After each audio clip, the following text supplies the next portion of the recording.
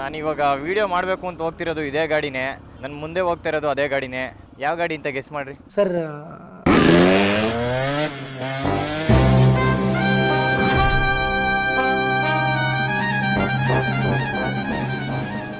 ಏನ್ ಚಿಕ್ಕದಾಗ ಅನಿಸ್ತೈತೆ ಅಂದ್ರೆ ನನಗೆ ಸರಿ ರೋಡ್ ಬರ್ತೀನಿ ರೈಡ್ ಬೈ ವೈರ್ ಅನಿಸ್ತೈತಿದು. ಎಲ್ಲೂ ಕೇಬಲ್ ಸಿಗ್ತಾ ಇಲ್ಲ. ರೈಡ್ ಬೈ ವೈರಾ? ವೈರು ಎಕ್ಸ್ಪಲ್ಸ್ಗೆ ಕೊಟ್ಟಿಲ್ವಲ್ಲ. ಕ್ರೂಸ್ ಕಂಟ್ರೋಲ್ ನೋಡ್ಬೇಕಾಗಿರೋದು ಮೇನ್. ನಾನು ಈ ಗಾಡಿನ ಶೋರೂಮ್ ಅಲ್ಲಿ ಕೇಳಿ ನನ್ನ ಗಾಡಿನ ಅಡ ಇಟ್ಟು ಇಸ್ಕೊಂಡಿರೋದು. ಇದನ್ನ ಹೇಳ್ಬೇಕು ಅಂದ್ರೆ ನನ್ನ ಎಕ್ಸ್ಪಲ್ಸ್ ನ ಮುಂದೆ ಅಡ ಇಟ್ಟು ಶೋರೂಮ್ ಅವ್ರಿಗೆ ನಂಬಿಕೆ ಬರ್ಸಿ ಅವ್ರಿಗೆ ಈ ಗಾಡಿ ಇಸ್ಕೊಂಬಂದಿರೋದು ಟೆಸ್ಟ್ ರೈಡ್ ನೋಡಕ್, ನಾನು ವಿಡಿಯೋ ಮಾಡಕ್ಕೆ. ಆಯ್ತು, ಆಮೇಲೆ ಅಷ್ಟೆಲ್ಲ ಕಷ್ಟಪಟ್ಟು ಇಸ್ಕೊಂಬಂದಿರೋ ಕಾರಣ ಏನಕ್ಕೆ ಅಂದ್ರೆ ಇದ್ರಲ್ಲಿರೋ ಕ್ರೂಸ್ ಕಂಟ್ರೋಲ್ ನೋಡಕ್ಕೆ. ಫಸ್ಟ್ ಇಂದ ಸೆಗ್ಮೆಂಟ್ 125cc ಗಾಡಿಲಿ ಒಂದು ಕ್ರೂಸ್ ಕಂಟ್ರೋಲ್ ಕೊಟ್ಟಿರೋದು ಅಂದ್ರೆ the one and only piece Hero Glamour X125. ಹಾಕಿ ಬಿಡೋಣ ಹೆಂಗೆ? ಇವಾಗ ಕ್ರೂಸ್ ಕಂಟ್ರೋಲ್ ಜಾಸ್ತಿ ಮಾಡೋದು ಹೆಂಗೆ? ಜಾಸ್ತಿ ಆಗಪ್ಪ ಮರಿ, ಜಾಸ್ತಿ ಆಗಲ್ವಾ? ಕ್ರೂಸ್ ಕಂಟ್ರೋಲ್ ವರ್ಕ್ ಐತೈತೆ ಅಂತ ಅವನು ಇವ್ರು ಇದ್ ಮಾಡ್ಬಿಟ್ರಪ್ಪ, ನಮ್ಗೆ ಮಕ್ಕರ್ ಮಾಡ್ಬಿಟ್ರು. ಕೇಳ್ಕೊಂಬ್ರನ ಹಂಗಾರೆ ಅದ್ ಮೀಟ್ರು ಕನೆಕ್ಟ್ ಮಾಡ್ಬೇಕು ಅನ್ಸುತ್ತೆ, ಇಲ್ಲಾಂದ್ರೆ ಸ್ಪೀಡ್ ಎಷ್ಟಕ್ಕೆ ಲಾಕ್ ಆಗೈತೆ ಅಂತ ಗೊತ್ತಾಗಲ್ವಲ್ಲ. ಕ್ರೂಸ್ ಕಂಟ್ರೋಲ್ ವರ್ಕ್ ಐತೈತೆ ಅಂದ್ರೆ ಹೂ ಅಂದ್ರು. ಏನ್ ಅರ್ಥವೇ ಆಗ್ತಿಲ್ವೇ ಈ ಕೇಸು? ಇಂಡಿಕೇಟರ್ ಎಲ್ಲ ಸೇಮ್ ನೋಡು, ಎಕ್ಸ್ಪಲ್ಸ್ ಅಲ್ಲಿ ಇರೋ ಇಂಡಿಕೇಟರ್ ಇದಕ್ಕೂ ಏನು ಒಂದು ಇಂಡಿಕೇಟರ್ ಮಾಡ್ಬಿಟ್ಟು ಎಲ್ಲದಕ್ಕೂ ಅದನ್ನ ಯಾಕೆ ಇಟ್ಬಿಟ್ಟವ್ರೆ. ಒಳ್ಳೆ ಸಸ್ಪೆನ್ಷನ್ ಸಖತ್ತಾಗಿದೆ ಬ್ರೋ. ಇದು ಕ್ರೂಸ್ ಕಂಟ್ರೋಲ್ ವರ್ಕೇ ಆಗ್ತಿಲ್ಲ. ಕ್ರೂಸ್ ಕಂಟ್ರೋಲ್ ಅದು ಸ್ಪೀಡೋಮೀಟರ್ ಕನೆಕ್ಟ್ ಮಾಡ್ಬೇಕು ಅನ್ಸುತ್ತೆ. ಅದು ಗಾಡಿ ಅಡ ಇಟ್ಟಿದ್ದು ವೇಸ್ಟ್ ಆಗೋಯ್ತು. ದಿಸ್ ಇಸ್ ದ ಪ್ರಾಬ್ಲಮ್ ಆಗೋದು. ಒಂದು ಡೆಡಿಕೇಟೆಡ್ ಟೆಸ್ಟ್ ರೈಡ್ ಗಾಡಿ ಅಂತ ಇಟ್ಬಿಟ್ಟಿದ್ರೆ ಚೆನ್ನಾಗಿರೋದು. ನೋಡಿ ಇಲ್ಲಿ ಕೈಯಲ್ಲಿರೋದು ಬಾಯಿಗೆ ಬರ್ತಿಲ್ಲ ಅನ್ನಂಗ್ ಆಯ್ತು. ಅಲ್ಲ, ಕೈಯಲ್ಲಿರೋದು ಬೈಕಿಗೆ ಬರ್ತಿಲ್ಲ ಅನ್ನಂಗ್ ಆಯ್ತಿದು. ಕ್ರೂಸ್ ಕಂಟ್ರೋಲ್ ಇಲ್ಲೇ ಐತೆ, ಅರೆ ವರ್ಕ್ ಆಯ್ತಾ ಇಲ್ಲ. It's very bad. Cruise control work ಆಗ್ಬೇಕು ಅಂದ್ರೆ ಫಸ್ಟ್ ಸ್ಪೀಡೋಮೀಟರ್ ವರ್ಕ್ ಆಗ್ಬೇಕು. ಅದಕ್ಕೋಸ್ಕರ ಕ್ರೂಸ್ ಕಂಟ್ರೋಲ್ ಕ್ಯಾನ್ಸಲ್ ಆಗಿದೆ. ನೋಡಿ ಇಲ್ಲೇ ತೋರಿಸೈತೆ ಕ್ರೂಸ್ ಕಂಟ್ರೋಲ್ ಆನ್ ಮಾಡಿದ ತಕ್ಷಣ ಇಲ್ಲೊಂದು ಸಿಗ್ನಲ್ ತೋರಿಸುತ್ತೆ ಕ್ರೂಸ್ ಕಂಟ್ರೋಲ್ ಆನ್ ಆಗೈತೆ ಅಂತ. ಅದನ್ನ ನಾವು ಪ್ಲಸ್ ಮಾಡ್ಕೊಬಹುದು, ಮೈನಸ್ ಮಾಡ್ಕೊಬಹುದು ಸ್ಪೀಡ್ ನ. 5 ಗೇರ್ ಅಲ್ವಾ, ನಾನು ಇನ್ನೊಂದು ಗೇರ್ ಹಾಕ್ತಾ ಇದೀನಿ. ಇದೊಂಥರ ತುಂಬಾ ಚೆನ್ನಾಗಿದೆ ಗಾಡಿ. ಯಾವ ತರ ಡಿಸೈನ್ ಅಂತಂದ್ರೆ ದೇವರಾಣೆ, ನನಗೆ ಎಕ್ಸ್ಪಲ್ಸ್ ಅಲ್ಲೂ ಈ ತರ ಡಿಸೈನ್ ಇಷ್ಟ ಆಗ್ಲಿಲ್ಲ. ಟ್ಯಾಂಕ್ ಇಂದು ಇಲ್ಲಿ ನೋಡಿ ಕಾಲ್ ಹೆಂಗ್ ಕೂತೈತೊಳ್ಳೆ, ಸಕ್ಕತ್ತಾಗಿ ಕೂತೈತೊಳ್ಳೆ ಕಾಲು. ಕರೆಕ್ಟ್ ಪೊಸಿಷನ್ ಕಾಲ್ದು ಸಾಕಾದಾಗೈತೆ. ಇದ್ರ ಟ್ಯಾಂಕ್ ಎತ್ತಿ ಎಕ್ಸ್ಪಲ್ಸ್ ಹಾಕ್ಬಿಡ್ಬೇಕಾಗಿಲ್ಲ ಅಂದ್ರೆ. RTMI ರಿಯಲ್ ಟೈಮ್ ಮೈಲೇಜ್ ತೋರಿಸುತ್ತೆ, ಇನ್ನೇನೇನ್ ತೋರಿಸುತ್ತೆ, ಅವರೇಜ್ ಫ್ಯೂಯಲ್ ಎಫಿಷಿಯನ್ಸಿ ತೋರಿಸುತ್ತೆ, ರೇಂಜ್ ತೋರಿಸುತ್ತೆ. ರೇಂಜು ತೋರಿಸ್ತದ, ಆಮೇಲೆ ಡೇಟು, ಆಮೇಲೆ ಕ್ಲಾಕು, ಆಮೇಲೆ ಓಡೋಮೀಟರ್ 0 ಇದೆ. ನಾವ್ ಎಷ್ಟು ಓಡಿಸಿದ್ರು ಓಡಲ್ಲ ಇದು. i3s ಅಂದ್ರೆ ಹೆಂಗ್ ಗೊತ್ತಾ? i3s ಟೆಕ್ನಾಲಜಿ ಆಫ್ ಆಗಿದೆ, i3s ಟೆಕ್ನಾಲಜಿ ಆನ್ ಆದ್ರೆ ಏನು ಅಂತಂದ್ರೆ ಐ ಅಂದ್ರೆ ಐಡಲ್, 3s ಅಂದ್ರೆ ಸ್ಟಾಪ್ ಸ್ಟಾರ್ಟ್ ಸಿಸ್ಟಮ್. ಆಟೋಮೆಟಿಕ್ ಆಗಿ ಗಾಡಿ ಸಿಗ್ನಲ್ ಅಲ್ಲಿ ನಿಂತಿದಾಗ ಐಡಲ್ ಹೋಗುತ್ತಲ್ಲ, ಅವಾಗ ಆಟೋಮೆಟಿಕ್ ಆಗಿ ಗಾಡಿ ಆಫ್ ಆಗುತ್ತೆ, ಆಟೋಮೆಟಿಕ್ ಆಗಿ ಗಾಡಿ ಆನ್ ಆಗುತ್ತೆ.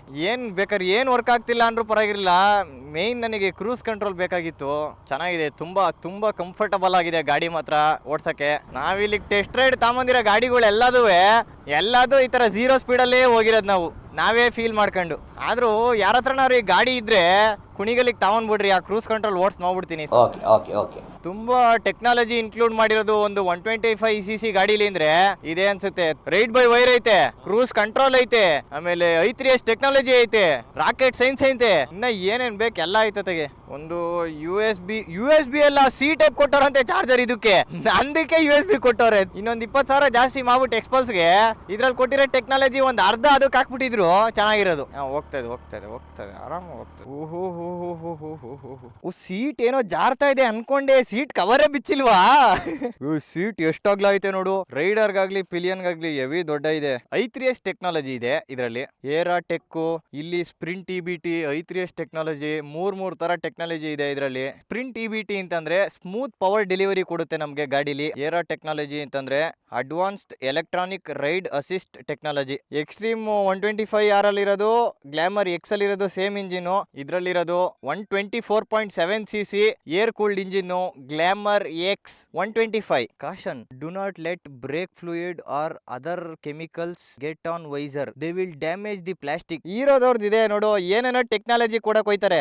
ಅಷ್ಟೆಲ್ಲ ಟೆಕ್ನಾಲಜಿ ಕೊಟ್ಟವ್ರೆ, ಒಂದು ವೈಸರ್ ಕರೆಕ್ಟ್ ಆಗಿ ಫಿಟ್ಮೆಂಟ್ ಕರೆಕ್ಟ್ ಆಗಿಲ್ಲ ಇವ್ರದ್ದು. ಫ್ರಂಟ್ ಅಲ್ಲಿ ಡಿಸ್ಕ್ ಬ್ರೇಕ್, ಹಿಂದಗಡೆ ಡ್ರಮ್ ಬ್ರೇಕ್ ಬರೋದಿದ್ರಲ್ಲಿ. ಬ್ರೇಕ್ ಸಿಸ್ಟಮ್ ಯಾವ್ದಪ್ಪ ಇದು? ಎಂಡೂರೆನ್ಸ್ ಫುಲ್ ಎಂಡೂರೆನ್ಸ್ ಇರುತ್ತೆ ಬ್ರೇಕಿಂಗ್ ಅಲ್ಲಿ. Full all LED setup, complete indicator, head light, break light ಎಲ್ಲ LED. 4 ಇಂಡಿಕೇಟರ್ ಬೇರೆ ಐತೆ. ಇಲ್ಲಿ ಮೋಡ್ ಚೇಂಜ್ ಮಾಡೋದು, ಇಲ್ಲಿ ಸೆಲೆಕ್ಟ್ ಮಾಡಕ್ಕೆ ಕೀಸು. ಈಕೋ ಮೋಡ್ ಇದೆ, ರೋಡ್ ಮೋಡ್ ಇದೆ, ಪವರ್ ಮೋಡ್ ಇದೆ. ಪವರ್ ಮೋಡ್ಗೆ ಹಾಕೊಂಬಿಡೋಣ ಇವಾಗ. ಆಮೇಲೆ ಗಾಡಿ ಎಕ್ಸಾಸ್ಟ್ ನೋಟು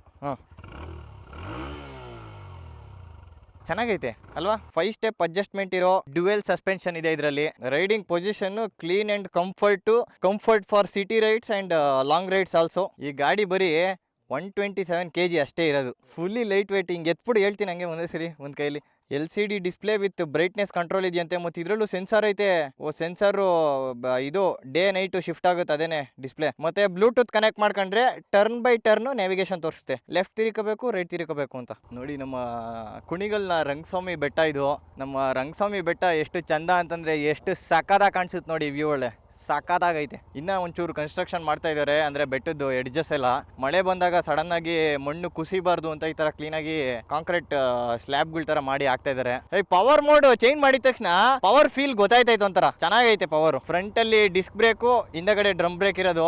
ಟಾಪ್ ವೇರಿಯಂಟ್ ಅಲ್ಲೂ ಇಷ್ಟೇ, ಟಾಪ್ ವೇರಿಯಂಟೇ ಇದು. ಇನ್ನ ಬೇಸ್ ವೇರಿಯಂಟ್ ಅಂದ್ರೆ 2 ಡ್ರಮ್ ಬ್ರೇಕ್ ಆಗ್ಬಿಡುತ್ತೆ ಅವಾಗ. ಸ್ಟೆಬಿಲಿಟಿ ಚೆನ್ನಾಗಿದೆ, ಒಂಥರ ಹ್ಯಾಂಡ್ಲಿಂಗ್ ಗಾಡಿದು. ಕೈ ಬಿಟ್ಬಿಟ್ರೆ ಕುಣಿಗಲ್ವರೆಗೂ ಇದೇ ಕರ್ಕೊಂಡು ಹೋಗ್ಬಿಡುತ್ತೆ ಆರಾಮಾಗಿ. ಬೇಡ ಬಿಡಿ. ABS ಇಲ್ವಾ? ನಿಜವಾಗ್ಲೂ ABS ಇಲ್ವಾ? ಇಲ್ಲ ABS ರಿಂಗೇ ಇಲ್ವಲ್ಲ. ABS ಕೊಟ್ಟಿಲ್ಲ. ಇಷ್ಟೆಲ್ಲಾ ಟೆಕ್ನಾಲಜಿ ಕೊಟ್ಟು ಏನಪ್ಪ ಯೂಸ್ ಹಂಗಾರೆ? ಮೇನ್ ಸೇಫ್ಟಿ ಇರೋ ಟೆಕ್ನಾಲಜಿನೇ ಕೊಟ್ಟಿಲ್ಲ ABS. 10 ಲೀಟರ್ ಫ್ಯೂಯಲ್ ಟ್ಯಾಂಕ್ ಇರೋದು ಇದ್ರಲ್ಲಿ. 10 ಲೀಟರ್ ಫ್ಯೂಯಲ್ ಟ್ಯಾಂಕಿಗೆ ಈ ಗಾಡಿ ಕೊಡೋ ಮೈಲೇಜ್ 65 ಮೈಲೇಜ್ ಕೊಡೋದು ಈ ಗಾಡಿ. 65 ಮೈಲೇಜ್ ಕೊಡುತ್ತೆ ಅಂದ್ರೆ ಗಾಡಿ 650 ಕಿಲೋಮೀಟರ್ ಹೋಗ್ಬೋದು ಒಂದು ಫುಲ್ ಟ್ಯಾಂಕ್ ಅಲ್ಲಿ. ಇಲ್ಲಿಂದ ಕನ್ಯಾಕುಮಾರಿಗೆ ಅಷ್ಟೈತಾ? 700. ಇನ್ನೊಂದು 100 ರೂಪಾಯಿ ಜಾಸ್ತಿ ಹಾಕ್ಸ್ಬಿಟ್ಟು ಹೋಗ್ಬಿಡು ಹಂಗಾರೆ. 5 ಸ್ಪೀಡ್ ಗೇರ್ ಬಾಕ್ಸು, 5 ಗೇರ್ ಇರೋದು ಇದರಲ್ಲಿ. ಅದಕ್ಕೆ ಮೈಲೇಜ್ ಜಾಸ್ತಿ ಕೊಡೋದು. ಈ ಗಾಡಿದು ಟಾಪ್ ಸ್ಪೀಡು 105 km/h. ಇದು ಕ್ರೂಸ್ ಕಂಟ್ರೋಲ್ ಯಾಕೆ ಕೊಡ್ಬೇಕಾಗಿತ್ತು ಗೊತ್ತಿಲ್ಲಪ್ಪ. ಏನಂದ್ರೆ ಇವರು ಇದು ಅದೇ 125cc ಅಲ್ವಾ, first in the segment cruise control ಅಂತ ಹೇಳಕ್ಕೆ ಇವ್ರಿಗೆ ಬೇಕಾಗಿತ್ತು. ಅದಕ್ಕೇನೆ ಹಾಕೊಂಡಿರೋದು. ಪಿಕಪ್ ಟಾರ್ಕು ಎಲ್ಲ ಎಷ್ಟು ಬೇಕಷ್ಟು ಕರೆಕ್ಟ್ ಆಗಿದೆ. ಇದರಲ್ಲಿರೋದು 11.4 BHP, 10.5 Nm ಟಾರ್ಕು ಸಾಕು. ಇನ್ನೊಂದು ಟೆಕ್ನಾಲಜಿ ಐತೆ. ನಾವಿವಾಗ ಹೋಯ್ತಾ ಇರ್ತೀವಿ, ಸಡನ್ ಆಗಿ ಈಗ ಯಾರೋ ಅಡ್ಡ ಬಂದ್ಬಿಟ್ರು ಅಂತ ಗಾಬ್ರಿಲ್ ಬ್ರೇಕ್ ಹಾಕ್ಬಿಡ್ತೀವಿ. ಅವಾಗ ಸಡನ್ ಆಗಿ ಹಿಂದಗಡೆ ಬ್ರೇಕ್ ಲೈಟ್ ಅಲ್ಲಿ ಪ್ಯಾನಿಕ್ ಬ್ರೇಕಿಂಗ್ ಬರುತ್ತಂತೆ. ಗೊತ್ತಾಗ್ಬಿಡುತ್ತೀವ್ರಿ ಯಾರೋ ಪ್ಯಾನಿಕ್ ಆಗಿ ಬ್ರೇಕ್ ಹಿಡಿತವ್ರೆ ಅಂತ. ಹೆವಿ ಟೆಕ್ನಾಲಜಿ ಐತಪ್ಪ ಇದರಲ್ಲಿ. ಮೇನ್ ಈ ಗಾಡಿನ ಯಾವ್ದಕ್ಕೆ ಕಾಂಪಿಟೇಟರ್ ಆಗಿ ಬಿಟ್ಟಿದ್ದು ಅಂತಂದ್ರೆ 2 ಗಾಡಿ ಐತೆ. TVS ರೈಡರ್ 125, ಅದ್ರ ಜೊತೆಗೆ ಹೋಂಡಾ SP 125. ಅದಕ್ಕೆ ಕಾಂಪಿಟೇಟರ್ ಆಗಿ ಬಿಟ್ಟಿರೋದು ಈ ಗಾಡಿ. ಆದ್ರೆ ಎಲ್ಲರೂ TVS ರೈಡರ್ನೇ ತಗೋತವ್ರೆ. ಎಲ್ಲ ಸೇಮ್ BHP. ಏನು ಒಂದು 0.5 BHP ಟಾರ್ಕು ಹೆಚ್ಚು ಕಮ್ಮಿ ಇರ್ಬೋದು ಅಷ್ಟೇನೆ 3 ಗಾಡಿಲು. ಆದ್ರೂ ಇದು ಕ್ಲಿಕ್ ಆಗ್ಲಿಲ್ಲ ಗಾಡಿ. ಮೇನ್ ಏನಕ್ಕೆ ಅಂತ ನೋಡು, ABS ಇಲ್ವಂತ ಈ ಗಾಡಿಲಿ. ABS ಇಲ್ಲ ಅಂದ್ರೆ ಇನ್ನೇನ್ ಕಪ್ಪ ತಗಂತಾರೆ. LCD ಡಿಸ್ಪ್ಲೇ ಬರುತ್ತೆ ಇದರಲ್ಲಿ. ಮೇಲ್ಗಡೆ RPM, ಸೈಡಲ್ಲಿ ಫ್ಯೂಯಲ್ಲು, ಸೆಂಟ್ರಲ್ಲಿ ಸ್ಪೀಡು, ಇಲ್ಲಿ ಗೇರು, ಅದ್ರ ಮೇಲೆ ಮೋಡು, ಟೈಮು. ಪ್ರೈಸಿಂಗ್ ಅಲ್ಲೇ ಶೋರೂಮ್ ಅವ್ರನ್ನೇ ಕೇಳಬೇಕು. ತುಂಬ ಇದೆಯಪ್ಪ. ನಮ್ಮ ಗಾಡಿ ಅಡ ಇಕ್ಕಿ ಇದನ್ನು ತಗೊಂಡೋಗಿದ್ದು ಟೆಸ್ಟ್ ರೈಡ್ ಮಾಡೋಕ್ಕೆ ಅಂತ, ವೀಡಿಯೋ ಮಾಡೋಕ್ಕೆ ಅಂತ. ಕ್ರೂಸ್ ಕಂಟ್ರೋಲ್ಗೋಸ್ಕರ ತಗೊಂಡೋಗಿದ್ದು, ವರ್ಕೇ ಆಗಲಿಲ್ಲ. ಸರ್ ಡಿಸ್ಕು 1,16,462 ಆಗುತ್ತೆ. 1,16. ಡ್ರಮ್ ಆದರೆ ನಿಮಗೆ 1,08,193 ರೂಪಾಯಿ. 10,000 ಹೆಚ್ಚು ಕಮ್ಮಿ.